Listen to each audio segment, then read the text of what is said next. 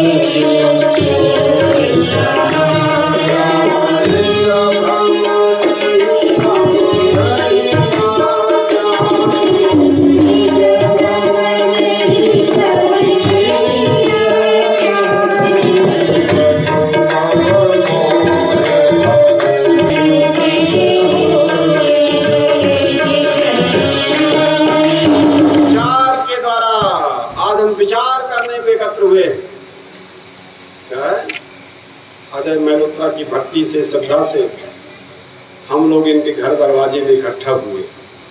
इन्होंने कम से कम हमें और आप सब लोगों को एक जगह कुछ देर के लिए इकट्ठा तो कर दिया कि नहीं किया? श्रद्धा तो है, भक्ति तो इसके अंदर है, अभी तो हम और आप इकट्ठा हुए। नहीं बैठना मिलना कितना कठिन है, दुर्लभ है। तो दुर्लभ चीज को इन्होंने अपनी भक्ति से, प्रेम से, श्रद्धा से सुलभ कर दिया। तो हम लोग उसका लाभ उठाएं। हम और आप विचार करने के लिए इकट्ठा हुए कि जैसे प्रकाश के बिना अंधकार दूर नहीं हो सकता है, ऐसे विचार के बिना ज्ञान नहीं होगा, और ज्ञान के बिना मुक्ति नहीं होगी, मोक्ष नहीं होगा। मोचनम मोक्षा, सब दुखों से छुटकारा। तो विचार करने के लिए शांत वातावरण चाहिए, एकांत चाहिए। कौन हूँ मैं, कहाँ से आया, मुझे किसने उत्पन्न किया? एक विचार करने की शक्ति, नियंत्रण करने की शक्ति हमें किसने दी? मैं हूँ कौन? मैं जड़ शरीर हूँ कि चेतन आत्मा हूँ?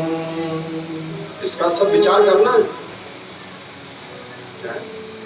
जीवन में विचार की बहुत प्रमुखता है।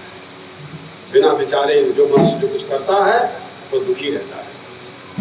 इसलिए हम जो भी करें वो विचार करके ही करें, ध्यान रखना जरूरी है। विचार से मनुष्य वास्तविकता को जान सकता है। विचार के द्वारा ही मनुष्य जो है वास्तविकता को जान सकता है।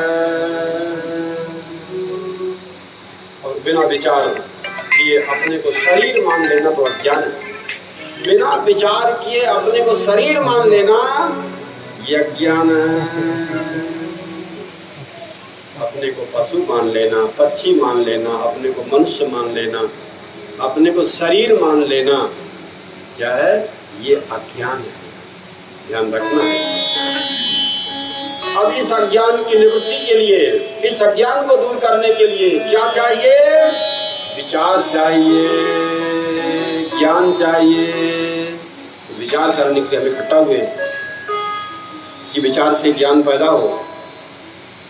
क्योंकि बिना विचार किए यदि अपना अज्ञान को ही अपना स्वरूप मान लिया है, बिना विचार किए इस शरीर को ही अपना स्वरूप मान लिया है, तो शास्त्र कहता बहुत बड़ी हानि। उपनिषद कहते हैं, कठोपनिषद कहते हैं, श्रुतियां कहती है बहुत बड़ी हानि है अगर इस शरीर को ही अपना स्वरूप मान लिया और आत्मा का ज्ञान नहीं। इसलिए आत्मज्ञ पुरुषों की शरण लेना चाहिए जो शास्त्र के ज्ञाता हो और पर ब्रह्म निष्णात, पर ब्रह्म जिनका अनुभव हो गया, उनकी पढ़ाई की ना हो क्या है, तब वो अनुभव शिष्य को देते। ये ध्यान रखना। जिसकी निवृत्ति ज्ञान से होती है, अन्य कोई विधि काम नहीं आएगी, कोई कर्म उपासना से ज्ञान नहीं होगा। कर्म उपासना चित्त की शुद्धि।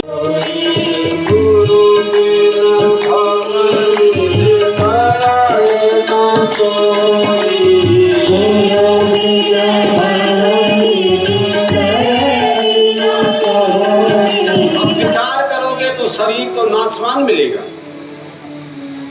और आत्मा अविनाशी मिलेगा, पर कब? जब विचार करोगे तो। ये नहीं किसी ने कहा आपने मान लिया। विचार स्वयं करो, और स्वयं विचार करने की हिम्मत नहीं है तो वेद और गुरु की वाणी को सत्य समझना, यही श्रद्धा है।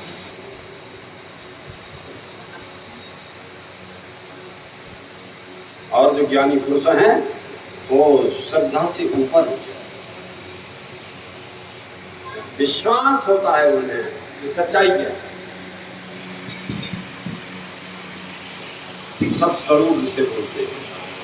इसलिए मैं निर्विकार हूं, अव्यय हूं, नाशवान देह नहीं हूं।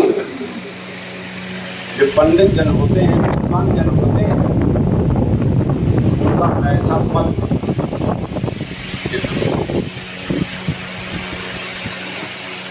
इसलिए मैं रोग रहित हूँ और मेरा कोई विकल्प नहीं है। रोग तो शरीर में होते हैं,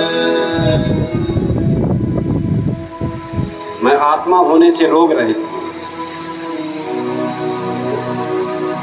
जो अपने को आत्मा मानेगा उसे जल्दी रोग नहीं होते हैं। थोड़ा सा हुआ खांसी जुकाम और ठीक शरीर को मैं मानने वाला ही ज्यादा रोगी होता है। वो रोगी ही है, उसे तो रोगी होना ही है, बचेगा नहीं, एक न एक रोग घेरे रहेगा। सभी रोग शरीर और मन के होते हैं और मैं शरीर ही नहीं, मैं शरीर ही नहीं हूं। और सारे रोग कहाँ होते हैं? शरीर में होते हैं और मन में होते हैं। आयुर्वेद का जो चरक संहिता वो कह रहा है कि बुद्धि के विकृत होने से, बुद्धि के बिगड़ने से, मन के खराब रहने से शरीर में रोग पैदा होते हैं।